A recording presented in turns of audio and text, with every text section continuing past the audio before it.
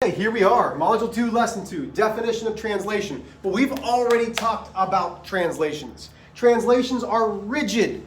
That means they do not change shape or size. That's important. And the three basic properties of translations we're going to get to at the end. Well, the key to the lesson today is talking about different vectors. A vector is a line segment that has an arrow with it. So, what does that mean? Well, that means that somewhere I am going to have a starting point and an ending point. Okay?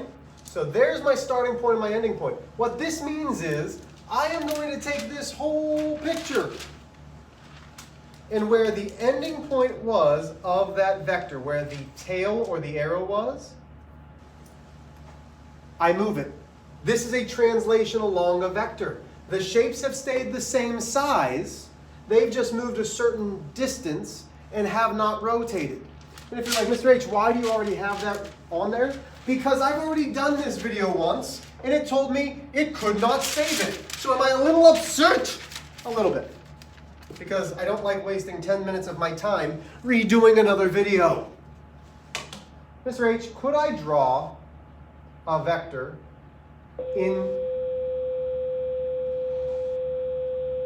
that starts inside of a figure? Sure. The way that I would name this vector is very much like array. The difference is when we're talking about vectors, it has a starting or an initial point. It has an end and a terminating point. So, I've used this paper once already for the last lesson, but we're going to use it again anyway. Okay, so first things first. I redraw my vector. I redraw my figure. You might say, Mr. H, why are you redrawing your vector? Well, the starting point of the initial vector goes to where the ending point is of the initial vector. It would help if the air wasn't blowing.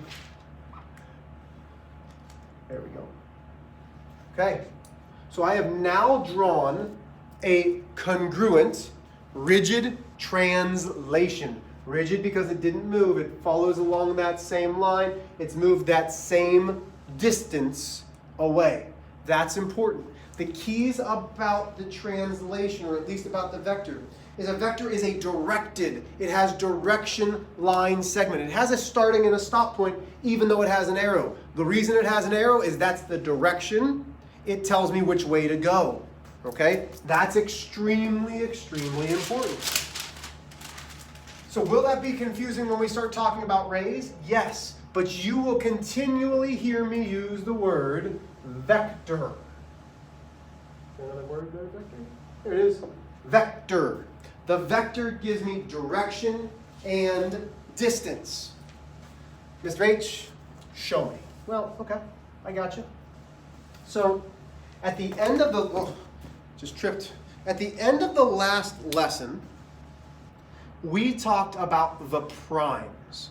If you remember that, we talked about the triangle that was ABC, that when it translated had triangle A prime, B prime, C prime. Well, we're doing the same idea here, okay? Let's move this down just a little bit. Nope, can't yet.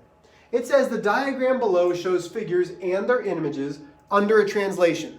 So it's just sliding along vector HI. Starting point, terminating point, okay? This is how far it's starting up high, it's dropping down. We're going to fill in the missing points, labels, anything that we need to fill in, we're going to, okay? So let's start with this angle. We know that it's dropping down at a slight angle. So A has to drop down, B has to drop down, C has to drop down. Well, how are we going to show that this is the translation? Well, it can't just be A. This point has to be A prime, which means this point has to be, and I can see you guys rolling your eyes behind your computer going, I know Mr. H, it's B prime. Well, whoopity-doo, I'm so proud of you. No, actually, I am. Proud of you if you knew that. And then this is C prime. But we're missing something. Remember, a translation means that the figures need to stay congruent. Same shape, same size. So if this is 31 degrees, this also needs to be 31 degrees. Okay, next one. Top, down, ruh-roh. This is the initial figure. This has F prime and C prime. So how do I go backwards? Well, if these are the primes and this is the original, then this shouldn't have any primes at all. It should just be F and C. Okay. Mr. H, there's a middle line in there that doesn't have anything that we can see. Yeah, I know. Because I've got to scroll down. So as I scroll down, oh, we know it goes from this point down, this point down. So if this is E, the easiest here is E prime. This is D prime, so to go back up, it goes back to the original. And if you say, great job, Mr. H, you'd be wrong. I'm still not done. Same size, same shape. 5 centimeters, this must also show that it's 5 centimeters. Translations are rigid. They need to stay congruent. Okay?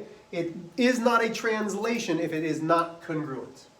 So, that's really the whole lesson, except this lesson summary, which is extremely, extremely important. Okay, translations occur along a given vector. Remember, a vector is directed line segment. Directed means it's a direction. It tells me which way it needs to go. It's still a segment, has an endpoint and a starting point. Vector AB is going this way. Even though vector BA is saying this, it can point the other direction.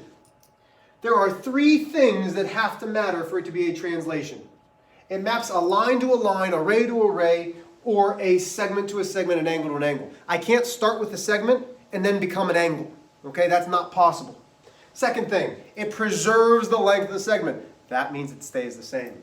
It preserves the measure of the angles. That means it stays the same. So what terminology are we going to be using? We're going to say translation for vector AB. A translation along vector AB is a transformation of the plane that maps each point C to its image of C prime so that, and here's what's important, C to C prime is parallel to the vector, or it contains it. If I have a vector and I translate a figure, the vector and the line that's connecting the 2 points are parallel. They do not intersect. You should have learned about parallel a long time ago. Parallel means that the vector and the line connecting my new points will never meet. They just keep on going like railroad tracks. Okay? Oh, that was good doing it twice. Nice.